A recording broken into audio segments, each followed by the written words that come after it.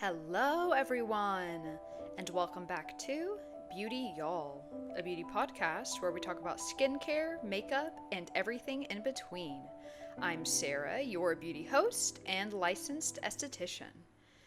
Today's episode is especially close to my heart because we are talking about brides. We are talking about bridal beauty.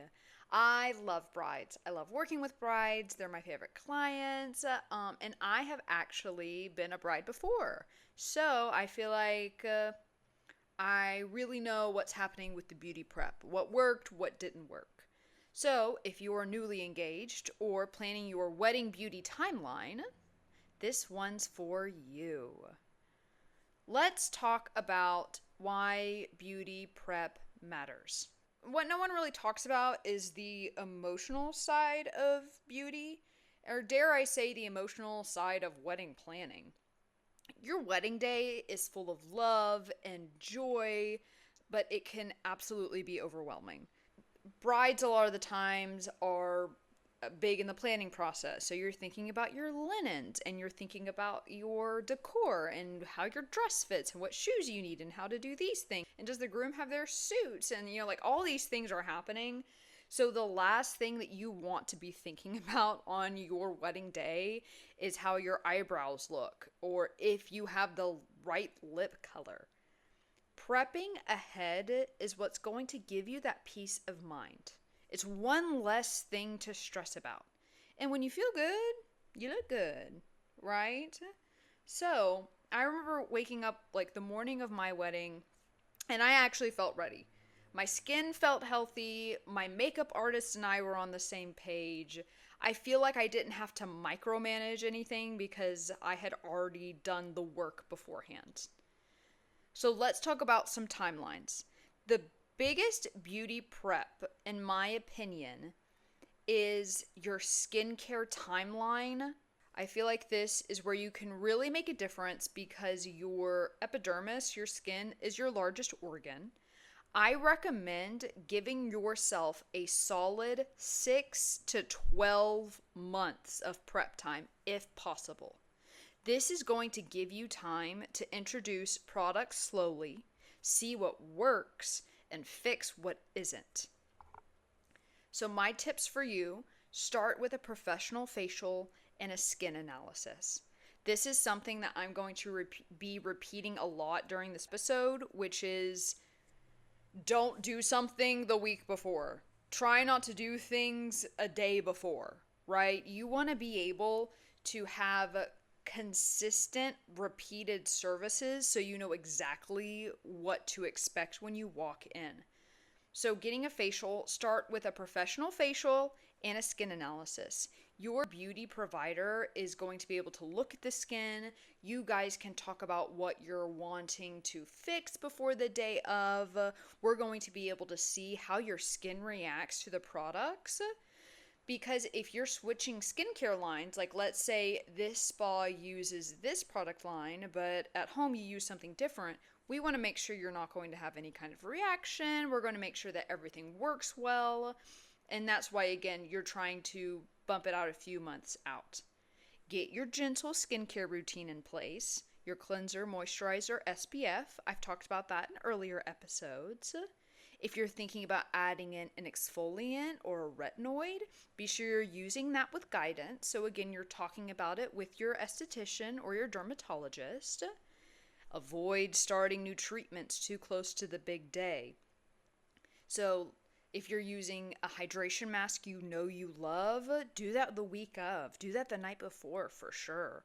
But don't say, I want to do a chemical peel 5 days out. No, no. Think of this as skin training. Just like you wouldn't start a new workout plan the week before your wedding, be sure you're giving yourself that time. Skin just takes so much longer to heal or work than we want it to.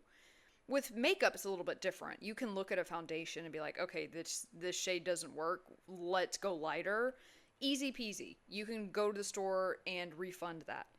If you have a breakout because you use too strong of an exfoliant, now your skin barrier's cranky, That's going to take time. So, for your skincare prep, 6 to 12 months if you can. 3 months is pushing it, but 6 to 12 is your sweet spot. So let's talk about makeup. I love bridal makeup. Here are a few things that I've learned both as the bride and as a beauty professional. 1, do a trial. This is a non-negotiable. Do a trial. And I'm going to tell you a story. When I got my makeup done for my wedding, I had someone else do it, and I had the most fantastic makeup artist in the entire world. She is brilliant. She is a brilliant beautician. She's amazing with makeup. She's an amazing artist, like not even beauty-wise, like her paint and canvases, she's fantastic. I've known her actually since grade school. We used to do our makeup together in middle school, and so she's used to my face. Like, she knows exactly how my eye shape works. She knows how I've done my eyeliner before. She is fantastic. I went to her for my trial, and we sat in that bathroom, and she did my makeup. And when I saw it for the first time, it was truly a very, very gorgeous piece of art. However, it wasn't exactly the vision I had for my bridal beauty. So again, it has absolutely nothing to do with her talent. The blending was amazing. The placement was fantastic. I just had a few things of like, okay, maybe not this color. Maybe we go lighter on this eyeshadow. This lipstick color I'm not so sure about. Things like that. So, of course, no knock on her work. It was I wanted to tweak a few things. So, even though we had a clear form of communication on what I wanted, I wanted something timeless, I wanted something elegant, I wanted something glowy. It's just when it came down to it, I wanted a few things tweaked. So, when I walked in, again, that morning on my wedding day, and she came in, she completely nailed it. It was exactly what I wanted. It was exactly what I asked about. Everything she did was perfect. So that trial is what really nailed it. It gave me peace of mind, and it also gave her peace of mind. Another thing about trials, doing it in the morning, you want to make sure you can see how it lasts throughout the day. Also, seasonally.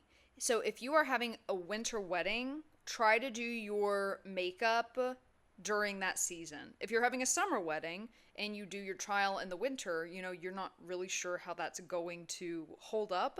So just make sure that the seasons are accounted for. Take pictures in natural lighting. Do it with flash and indoor lighting. You will thank me later. Going back to communication, of course, communicate clearly with your artist. Bring inspiration pictures and try and be as specific as you can. Like, for example, I like this blush, I don't love this lip, I want a glowy base, but I don't love sparkle. Your artist will definitely have questions for you and they'll be able to walk you through it. But if you go in with a vision, that's definitely going to help. Inspiration pictures from Pinterest are great. However, please know that a lot of those photos are edited. And not just edited like with a filter, but like literally professionally photoshopped. You know what I mean? Like if they're wearing a strip lash and you like see zero band, know that it might just be a little tweaked. So go in with realistic expectations. But again, your artist is going to take care of you. Don't worry. Another thing with inspiration pictures is bring a picture of you in makeup that made you feel really confident. This way you can have a conversation with your artist of, I loved how this eyeliner looked. I love how this blush placement looked. That made me feel the most beautiful. That's a great way to feel honored and feel like yourself. And your makeup artist is also happy to do that. So, there. Let's talk about beauty appointments. So waxing, brows, nails. Schedule those things, again, ahead of time.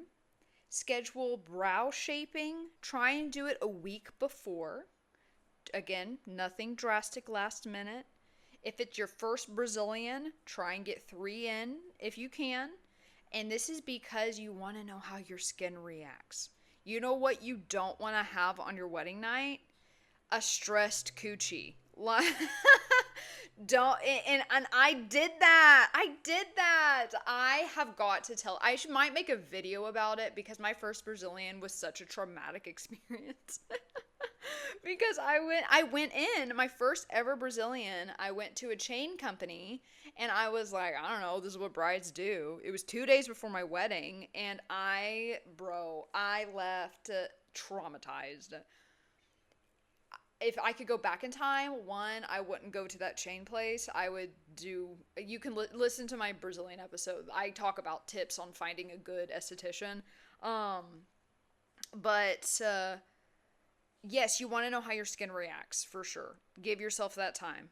Even two Brazilians are better than just one. With your brows, again, try and get at least 2. It would be awesome if you got 3 appointments in. There's nothing that makes my heart stop faster than when a client I've never met before lays down on my table and says, "Hi, it's nice to meet you. I'm Monica." And I say, "Hello, my name is Sarah." And then Monica goes, "Oh, also my wedding's tomorrow. These are my wedding brows." My heart stops beating because now, one, I have so many other questions to ask. Not that Monica was not going to get a good service prior to this knowledge, but I'm really thinking about, okay, wedding timeline. What if she's allergic to anything? Have I seen this before? Is she on any kind of retinoids? Things where I'm very, very frazzled because I have to give the most perfect, flawless brow in 25 minutes, and I've never seen this client before, and I don't know exactly what she wants. I've never had a bride leave unhappy necessarily, but I would definitely appreciate it as your beauty advisor if I even got to see you twice. Like, that would make me feel more confident, and because at this point we're playing a little bit of a guessing game. I think also a lot of brides want to go in with brow shape and brow tint, so a brow wax and then brow tint, because they're thinking, I want my brows to look amazing for my vacation, for my honeymoon. This is true. But then also, now am I stepping on the makeup artist's shoes? You know, like, how dark are we trying to go? If the wedding is tomorrow and you don't want too dark of brows, but you want them to last. Like, there's a lot more involved versus if I had seen Monica a few times before, we could have the conversation of, okay, like, this worked really well. This tint faded awesome. Actually, for the brows, could we have more of an arch? Like, a little bit more communication would be amazing. Same thing with nails. And I feel like that's actually where I messed up in my bridal time. My nails, I never get my nails done. I don't like getting my nails done, if I'm being honest. But again, I was like, this is what brides do. There's going to be a lot of pictures of my hands. And looking back, my nails were fine. Like, they were, I don't know, I wasn't used to them. I didn't really feel like me. I didn't know the nail lady, so she was also probably panicking, like, oh my gosh, I have to give the most perfect set of nails of the entire world because this girl is about to get married, you know. So if I could go back in time, I would definitely alter that. But prepping your appointments, finding your beautician that you enjoy is going to save you so much grief and anxiety, and you're going to walk in knowing exactly how you want to look. Bridal beauty prep doesn't necessarily have to be stressful because I want it to help you make it be one of the most grounding parts of your journey. By planning ahead, listening to your body, your gut, showing up on your wedding day feeling calm, confident, and radiant, that is the goal. You are looking for things that make you feel like you. And that's it for this episode of Beauty Y'all. Thank you for tuning in. Be kind to yourself and even kinder to your skin. I'll see you next time.